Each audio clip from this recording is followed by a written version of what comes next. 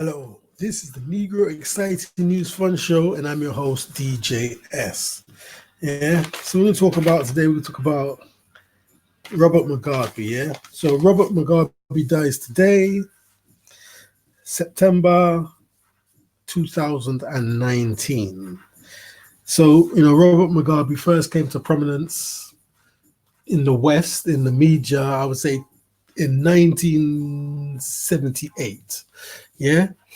Then by 1980, he became the president of Zimbabwe. Yeah. So, black people in Zimbabwe, well, it was called Rhodesia, wasn't it? Yeah. Uh, they were basically apartheid, being treated very bad, being treated like scum, like the scum of the earth in their own country. And Robert Mugabe formed his party, done what he had to do, and became the leader of Zimbabwe, named after the great Zimbabwe. Yeah. So he becomes the leader. Then the story is, it was very good there. In Africa, it was the best education in the system, best education in the continent of Africa. Yeah. Literacy was its best. Yeah. And then in the 90s came problems. Yeah. And but basically when Robert Mugabe started taking the houses and the land from white farmers, that's when his problem begins. Yeah. And there's a lot of sanctions against Zimbabwe. And that's what really brought the main financial problem to Zimbabwe, the sanctions. Yeah. So in the summing up of his life, they talk about, he was a despot, but they tell a story. They tell the story more or less fair. At least they say he was a hero and he done something good. But after that, he became a despot. Yeah. And then Singapore, and his country didn't even have, basic paracetamol. Yeah. Which was his fault. So he died in Singapore because the hospital, the medical care in his country was totally insufficient and bankrupt. So he died in Singapore and it was his own doing. That's the way the story is told. Yeah. So let me see what I've got here.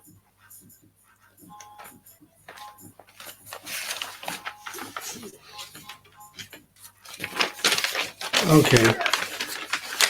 But let me go by my memory of the man, yeah? So also, there was a great battle between Robert Mugabe and Tony Blair. So in the 90s, yeah. So that was even more recent, in more recent times. Anyway, Blair wanted to go and take South Africa, Zimbabwe, and Robert Mugabe would say, Blair, Zimbabwe is ours, not yours. Yeah? Because that's what the West seem to be able to do in most African countries, just go in there and take what they want. And that's what they done in Sierra Leone. And in fact, most criminals, they boast about the exploits.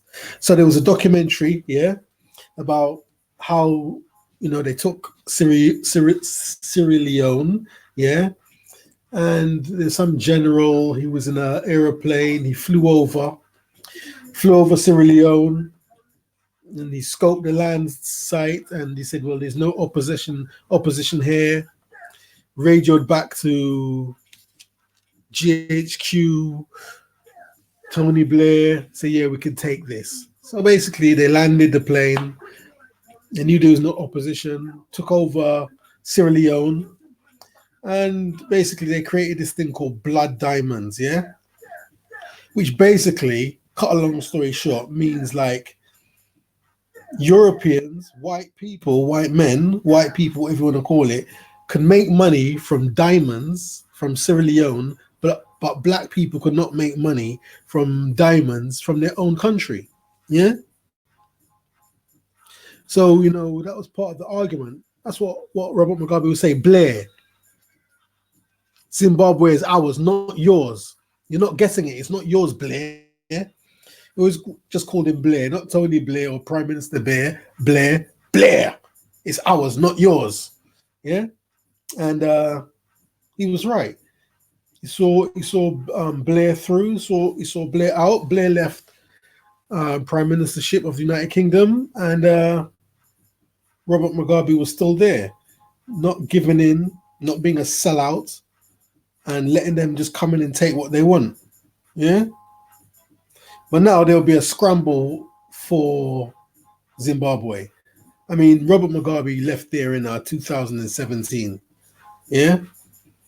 But there'll be a real scramble now for Zimbabwe because, the Chinese are taking over the world and Africa.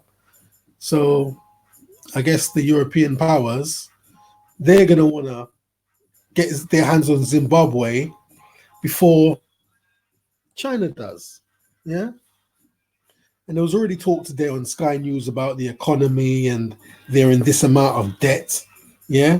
And what they can do to end this debt situation.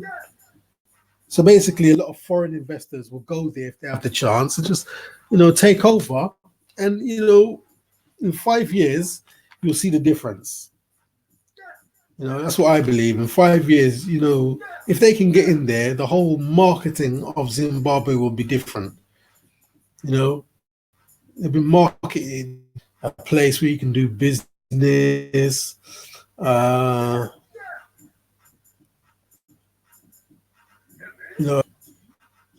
Yeah, a holiday destination. The whole marketing of it will be different. But of course, the black people won't get the best of that, will they? It'll be for everybody else, the foreign investors. So it'd be interesting to see what happens. Yeah. I think I'm going to make a part 2 of this because I'm a bit pushed for time now. So I'll make a part 2. DJS and I'm out.